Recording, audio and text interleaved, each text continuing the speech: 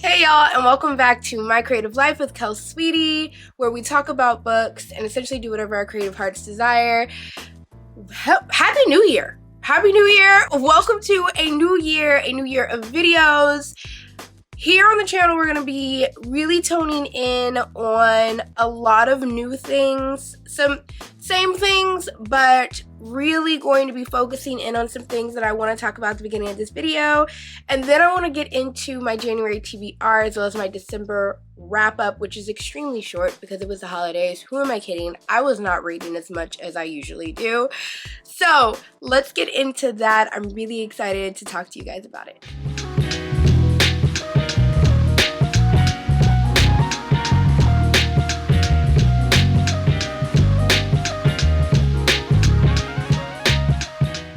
So, starting off, again, Happy New Year.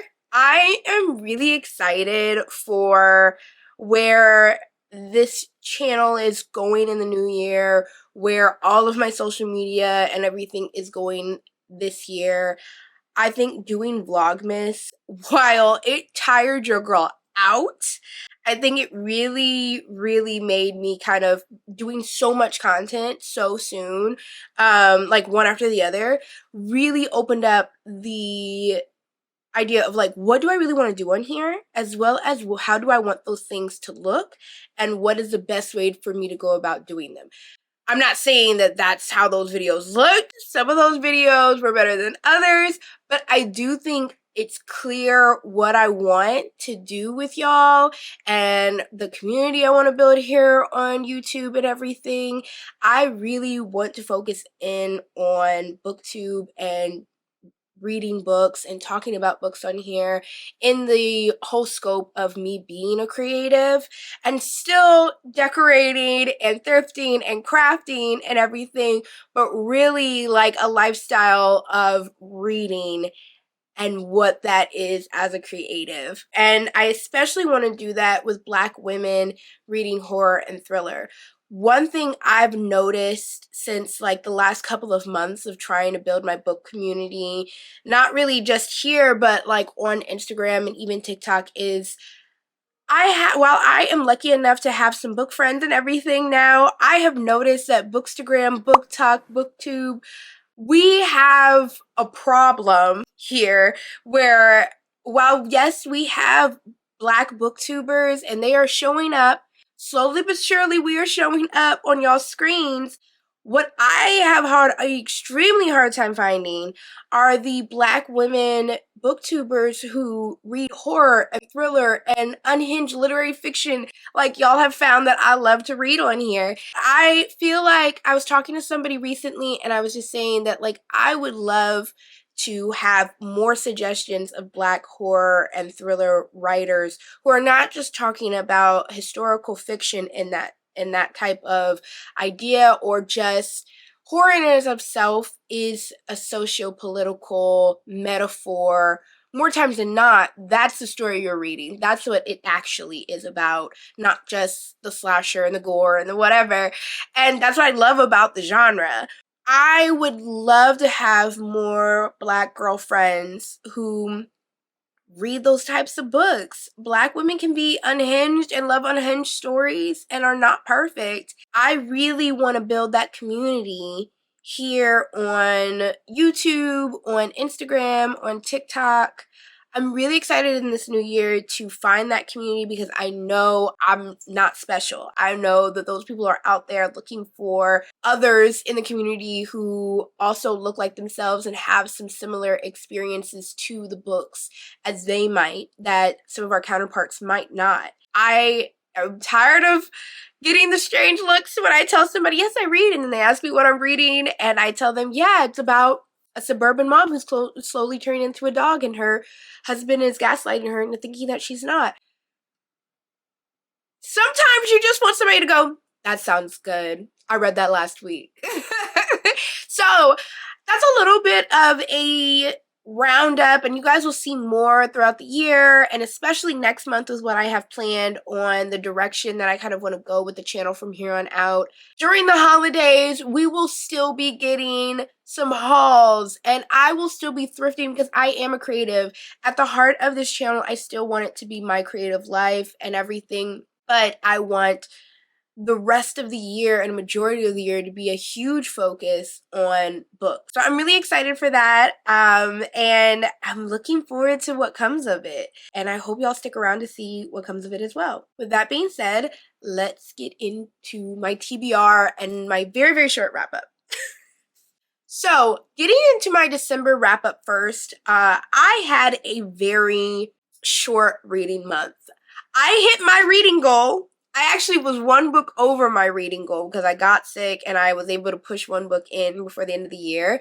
However, my December was trash. I usually average around 4 to 5 books a month, and this last month, I read 2 books. I read 2 books, which is also why you guys are getting a TBR and a wrap-up video in one, because in all honesty, I was not going to waste your time with a 2-book wrap-up video, to be honest. So I thought, let me just wrap those up and then start the year new. Now, the 2 books that I did read were very interesting and good in their own right, but very different from what I'm usually like really, really into. One was a 4.5-star read. I couldn't give it full 5 stars. But it was The Long Way to a Small Angry Planet by Becky Chambers. I finally read it, and I finally get the hype. I loved it, and I think calling it a cozy sci-fi is actually a disservice to the book, because I don't feel like it did not have the slowness that Under the Whispering Door had for me. Like, it actually had a plot line. There was not just, oh, we're in one specific location and nothing really is happening. They're in the spaceship. There's plenty of things happening. Plenty of bad things are happening to them constantly. I think the thing that makes it kind of the cozy thing is the like idea that these bad things can happen to them and they are completely different species and races and everything.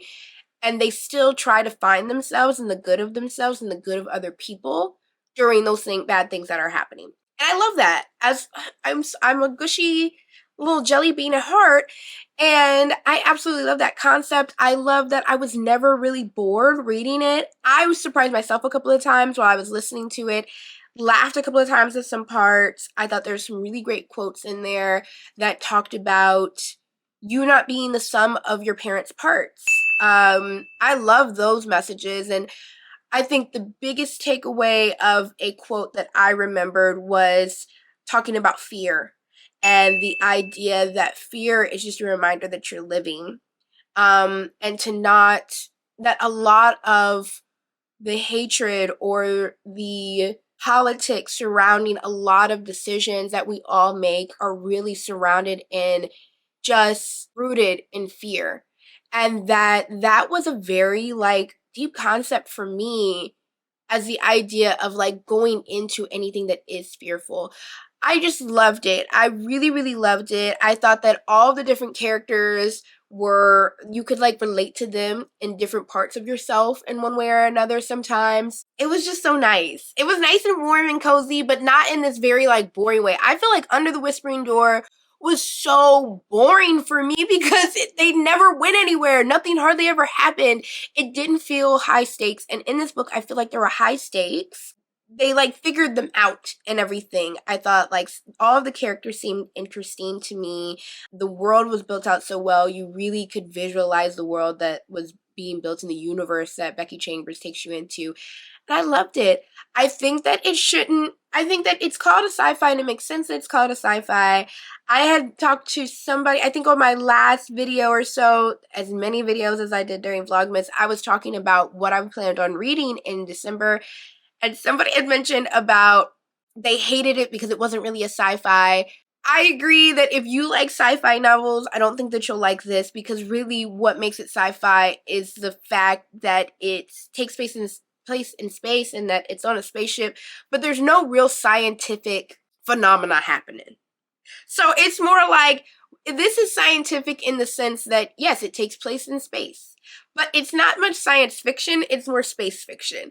I don't know if that makes sense, but if you're like, say, like into Project Hail Mary, which is a sci-fi thriller, you're not gonna like this book, on not just on the basis of it being cozy, but kind of on the basis of the writing and the science portion of it. There's really no scientific anything happening. They're on a spaceship in space. That's what, and there's aliens and different species of different kind, and that's what makes it sci-fi, but that's really where it is. There's no talk of anything. There's some AI talk or whatever, but really it's not about that. I would put it more in like lit fic, space lit fic. I think that that's a better like genre. I would call it that before I even call it cozy sci-fi.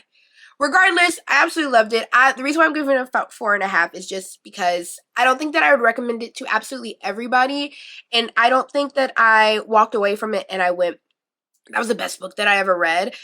I also realized that I love to give out 5 stars willy-nilly. I love to give out a good 5-star review, and I kind of want to reserve my 5 stars for, in this upcoming year, for books that really made me keep on going back and thinking about it.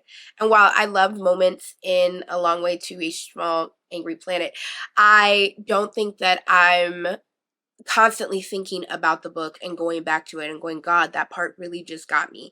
And that's kind of why I have to give it a 4.5 star rating. But it was so good. The second book that I read, and the final book that I read, was The Pallbearers Club by Paul Tremblay. This was on my 12 for 2024 list, TBR list for this upcoming year, and I had already bought it in the Barnes & Noble end of year hardcover sale, and I was sick. So I was like, I'm gonna just read it now. I was really excited to read it, especially since it'd been on Goodreads, top horror novels of 20 in the last 3 years when I did that challenge. And it was almost one of the books that I read. So I ended up putting it on my list because I was like, I'm finally going to read this book. I've been putting it down. I really like the idea of it taking place and having like these margins and notes and stuff, and that it's kind of like, what is it really talking about? Here, I think that this is important for anybody who decides to pick up this book to know. And fair warning, I don't even think this is a spoiler. They don't put this on the back of the book. And I feel like this doesn't really spoil anything for the book itself. And I'll give you fair warning when I really get into spoiler territory, because I feel like in order to properly review this book, I kind of have to talk a little bit about what the story itself is and what my issues with it were and how I feel very difficult rating it. All that being said, I did give it a 3.5 star, but it's more of a closer to a 5-star story. The writing is more of a 3-star. And I'll explain in just a little bit. This book is about the idea of vampires. That is not written on the back of this book. I had no idea that this book was about vampires going into it and just reading the synopsis. And it's not that that's upsetting that it's about vampires. I just personally think it's weird that they didn't include in the synopsis that, like, thinking that this is about vampires. And that's one of my biggest things, is that I don't think that this book was properly marketed.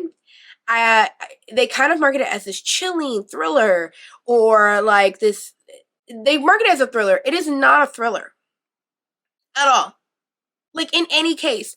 And I think a lot of people are upset and rate it low because they're going into it with Paul Tremblay's other works, like Head Full of Ghosts, which now I wish I would have picked that up instead, but you know, later on in the year perhaps.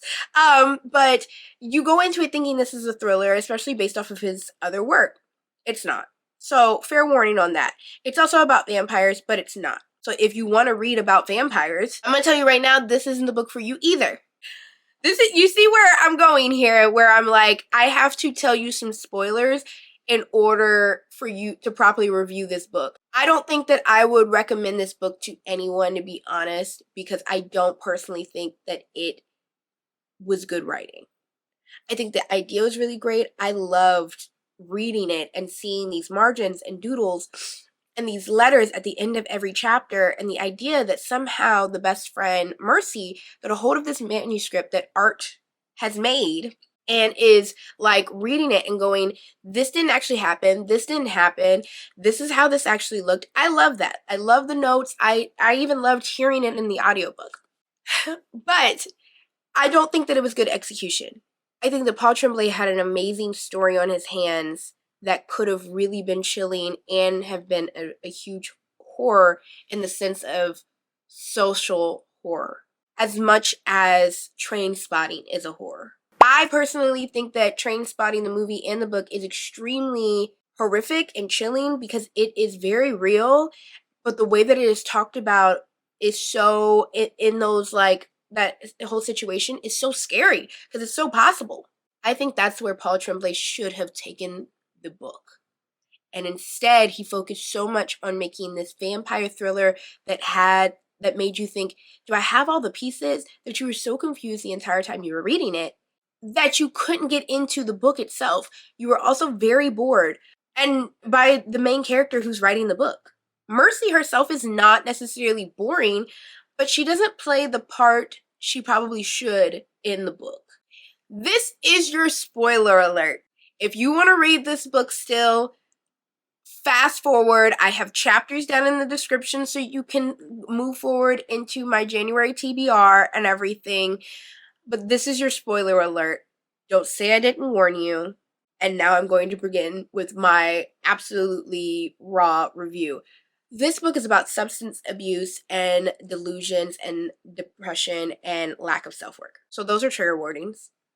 This book has nothing to do with a vampire. What you find out in this story as you're reading from Mercy's edits and her letters is that Art, which isn't his real name, is writing this memoir about his life and about how he thinks that Mercy was a vampire. He had met Mercy when he was in high school.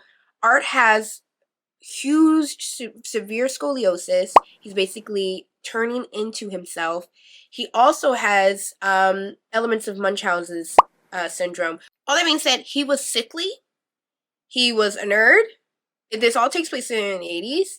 And after he meets Mercy with his volunteer for the Pallbearers Club and everything, and she shows up in his life, and from hanging out with Mercy and learning about punk music and that scene, he starts smoking weed. He starts smoking weed a little too much. And there's moments where you kind of notice Mercy's making these notes about, like, dude, you were high. You were so high that night. What are you talking about that you didn't even smoke? And he ends up even having a surgery while he's friends with Mercy because of how sickly he ends up getting. Now, in his mind, he is deluded that Mercy is slowly making him sick because of a weird thing that happened when he was high with her, and she's obsessed with this idea of vampires and the story of vampires. She knows a lot about them. And that's what kind of starts this delusion that she's a vampire and she's sucking the life out of him. He starts to snowball that idea. And as he gets older and after he actually takes his surgery, they of course give him opioids for the pain, which he gets hooked on. He gets hooked on Oxy at a very young age. Basically, this continues throughout his adult life. He is pill popping throughout his adult life because, one, he can't afford healthcare, and two, because he has an addiction to them. So his delusions continue, and Mercy even leaves his life for a while. And his life never really gets too much better. He always gets kicked out of punk bands. He's not getting really much. He's not necessarily well and everything, but he's not getting checked up to get better. There's a whole lot of family issues happening. But essentially, what's scary is that he has a lot of the situations in this book where he's said, like, Mercy floated that night, or she was in my basement, or this, that, or I saw something happen on her, like with this thing that was on her, and I think it was sucking something out of her. They're all delusions. They're all delusions of him while he was high, as well as just being sick. And it was much easier for him to blame how sucky his life was or had become on someone else other than himself. And so he had deluded so far that Mercy was a vampire and was slowly turning him into a vampire. You start to realize he's really just addicted to drugs. And that he refuses to believe that he needs help. He refuses to believe that he is addicted. He rather believe that she is a vampire sucking his life than the fact that he himself is sucking the life out of his life. And it ends brutally. Honestly, it ends brutally. Just know it ends very sad and very horrific. And I don't think that the ending even hits as hard as it should hit, because the entire book, you're asking what's happening. And if you miss that chapter where she's kind of talking about her point of view and she kind of talks about it and writes about it weird. Paul Tremblay wrote that kind of strange. I had to read it back twice. You're going to miss that all of this is fiction. And that's why she keeps on saying this is a novel. It's not a memoir. It's a novel. It's not a memoir. And at the end, she even says, I will be the monster you need me to be. That's the end of my spoiler. I feel like if Paul Tremblay realized what type of story he actually had on his hands and wrote it that way, this could have been a great 5-star book. It wasn't connecting. And you find out, I listened to the interview at the end and the acknowledgments, and you find out that he actually wrote this during the pandemic. Half of it he started before the pandemic, and the other half he finished during the pandemic.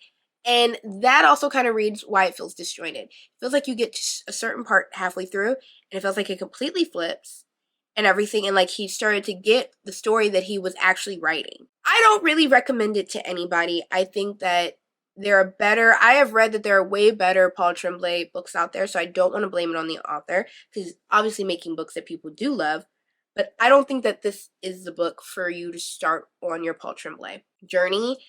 And I think I'm more disappointed that this is actually a very strong storyline. The writer just didn't know what he was writing, and that's why the book falls flat. So, it's 3 stars. I think I might have even gave 2. I'm trying to remember my Goodreads review from like December, but it wasn't high. It was not a high rating on the book itself, but the story itself, I feel like, is a 5-star story. Paul Tremblay just wasn't the author to write it. But let's get into my January TBR, because I'm really excited to share that. Okay, my January TBR to kick off the year. I am excited. I have already read a book and DNF'd a book. So I feel like we're starting good, because I've already got my first DNF of the year out the way. So it's got to be just smooth sailing from here. I started off the month with The Center. It takes place in London, and it has to do with our main character, Anissa, who is a linguistic expert? A linguist. I think that's what I'm saying. Linguist. And she's a translator. She translates Bollywood films, but she doesn't really feel like it's not like fulfilling for her. She doesn't think that it's professional enough and everything. She's not making enough money. And then she meets Adam, and he is basically fluent in absolutely everything. Adam is a white boy from London, and she's like wondering, how are you like fluent in all these languages? After some pushing and everything, he finally tells her that it's this place called The Center. I can't tell you much more than that, but just know that this is what book eaters should have done with their story. One of those like thrillers that do with socio-political issues, which we love, but I feel like this one fell flat for me. I finished it recently, and so I'm going to do a separate review video for it. I am happy that I read it, so it wasn't a waste of my time. I just think that there were many different things that were working against it for me as a reader. But that's how we started off this month, and that was on my TBR. Being 4 days into the month, it's inevitable that I would have already started a book. So we're starting off there.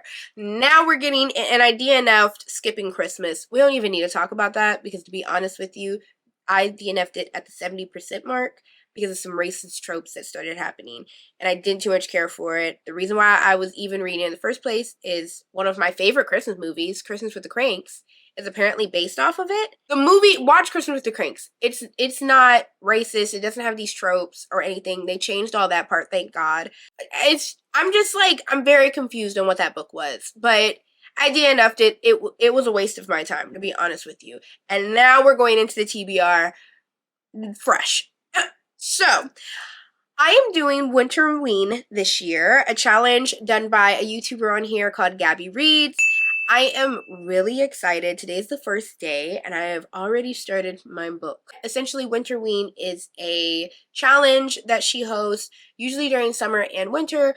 I'll put down here the Instagram where all of the prompts and everything are if you want to participate or start in late, or even start following so that for the summer you can be a part of it. I have a video, I think, on my Instagram where I did a vlog, a 24-hour read vlog, where I read The Only One Left. That's where I like knocked out that book in one day doing the Summerween challenge and everything. But I'm really excited. The prompts are really fun.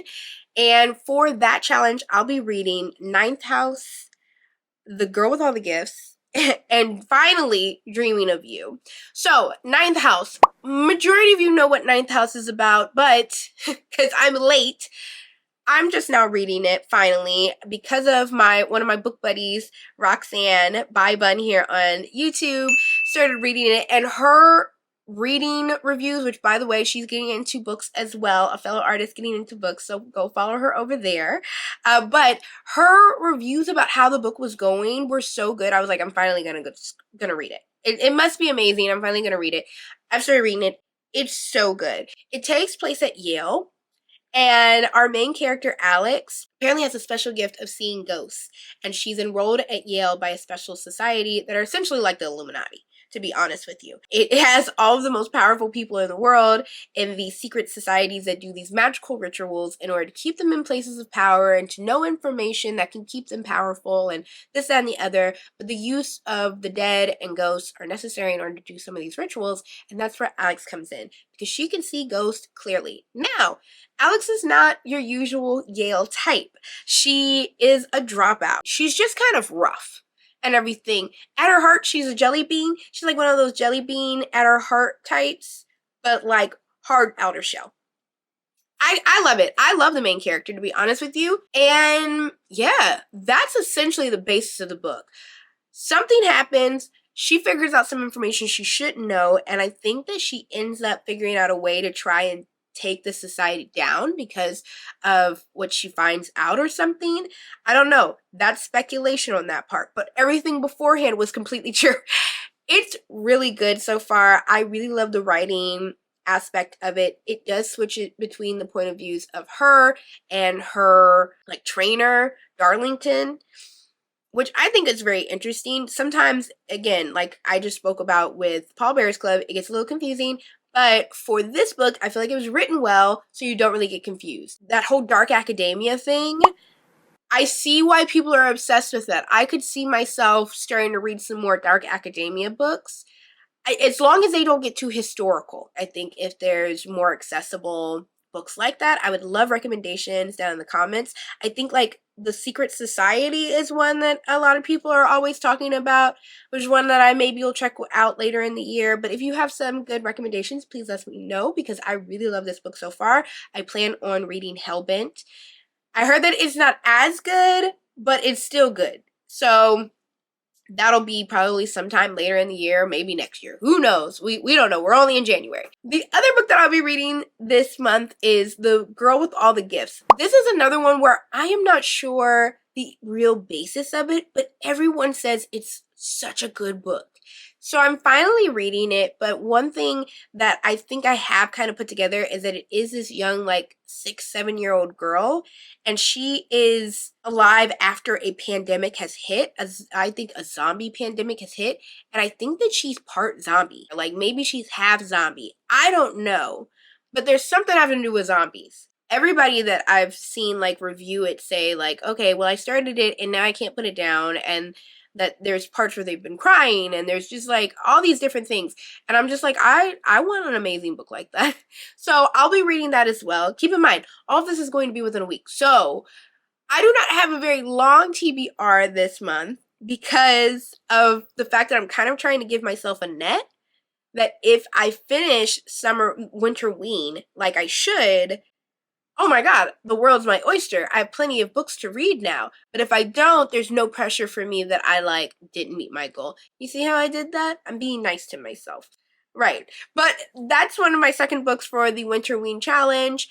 And then my last book for the winterween challenge, which is a part of my TBR this month, is Dreaming of You. I have been saying that I'm going to read this book forever. I literally bought this book, I think, in July of last year, and it has just been sitting on my shelf.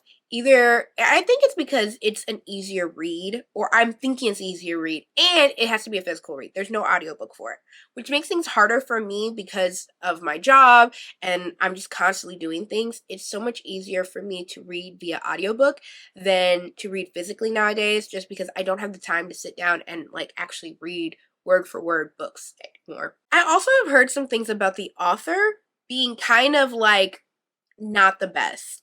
I think it's Melissa Ladaza Oliva.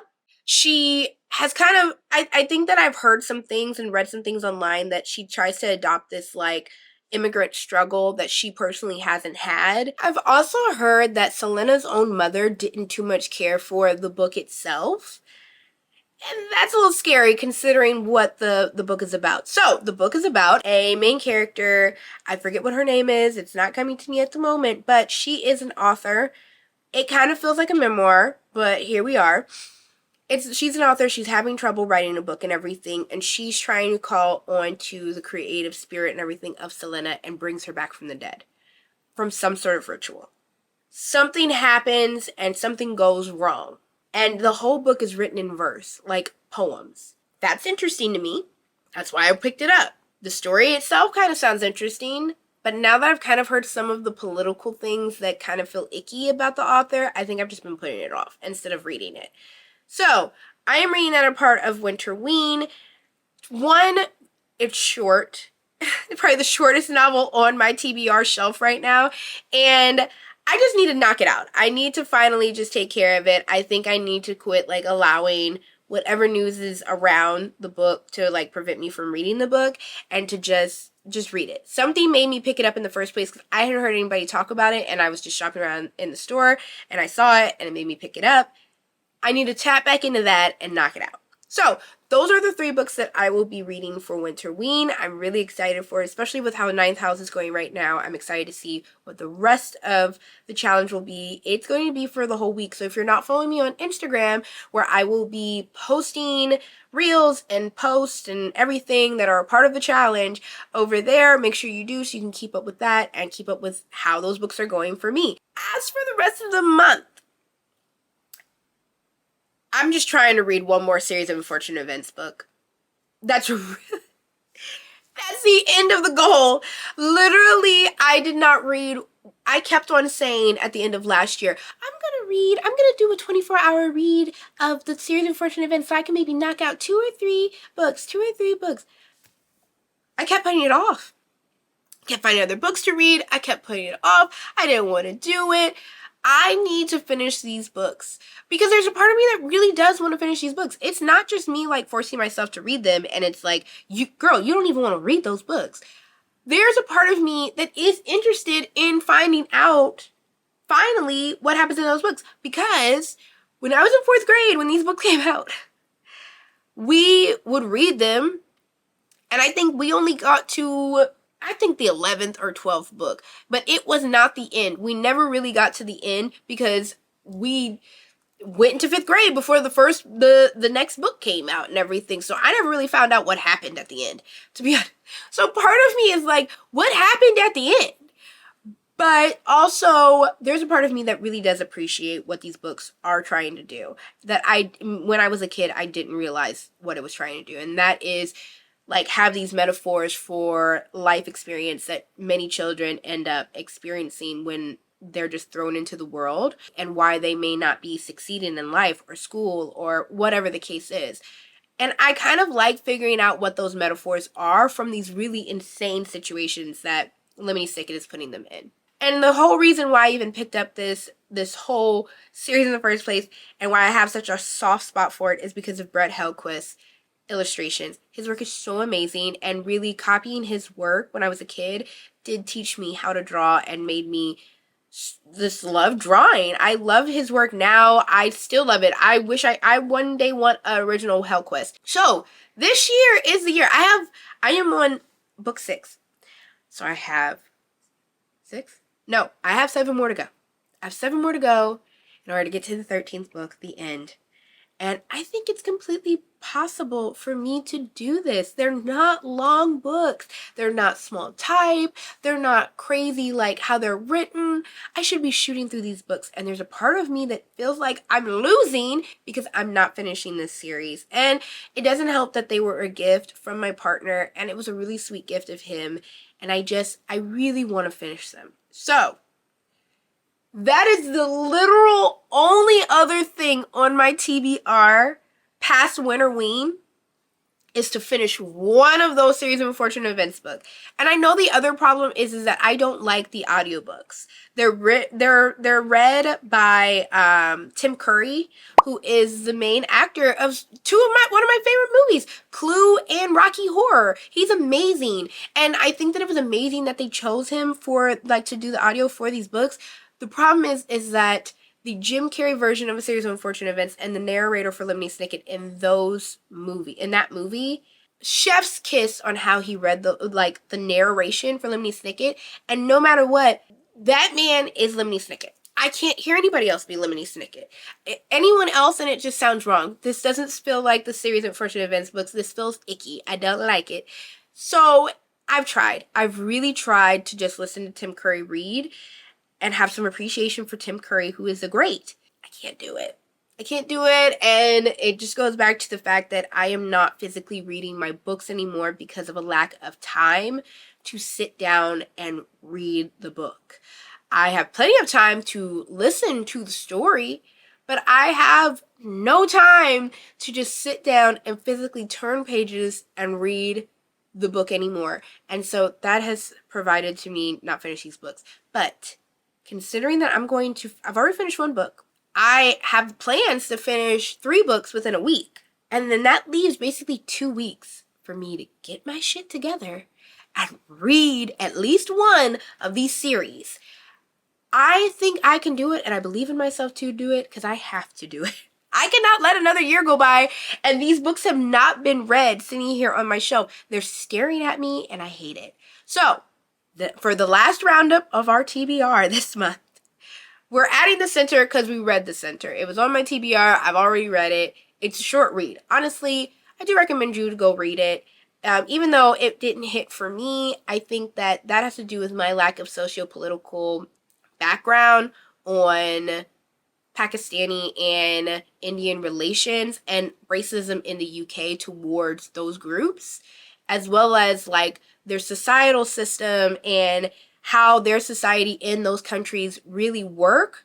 I think that my lack of that really created this wall between me and the political aspects that the book was trying to bring up, as well as the fact that the character herself didn't really know what she wanted to do and felt like who she wanted to be, and so you couldn't warm up to her or really like her because the entire time it felt like, honey, you don't even know who you are. So how am I going to like you if I don't even know who you are?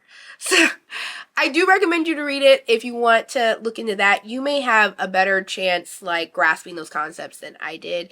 And honestly, again, I think that it did such a better job at the trope that Book Eaters was trying to do. And it's almost word for it. It even has the lesbian trope in it, to be honest with you, that the Book Eaters also tried to pull off. So try that out if you want. We're adding that to TBR even though we already read it. And then we have The Girl with All the Gifts. We have Ninth House. And then we have Dreaming of You, as well as the 6th book in the Series of Unfortunate Events series, which I think is the Ersatz Elevator. That is our TBR for January. I'm excited.